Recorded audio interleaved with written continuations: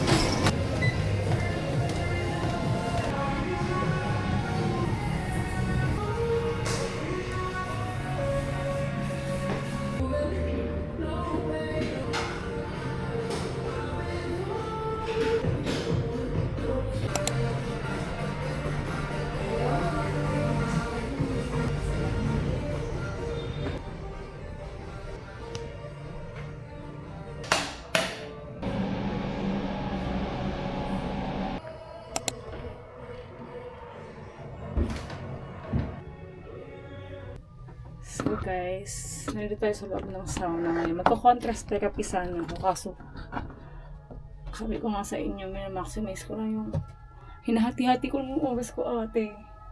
Eh, susunduin ko pa si Cindy mamaya dun. Andyan lang naman yung eskwelahan niya.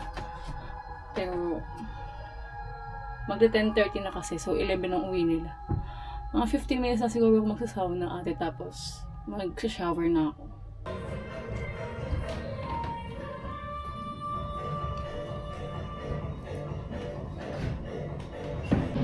Ate, kakalabas ko lang ng sauna. Grabe, parang andox. Magsha-shower na ako. Balikan ko. Bye! Hi guys! Kakatapos lang namin kumain ng shawarma at nagmerienda kami ng aking sister because kakatapos ko lang siyang eyelash at ngayon magpapanails naman kami. Tama ba yun? Tara! Let's go!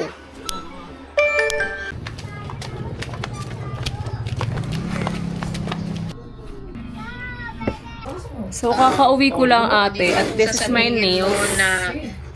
Ito naman lang kay Ninay. Kahit walang pera, naka-nails. Para hindi halata. Diba?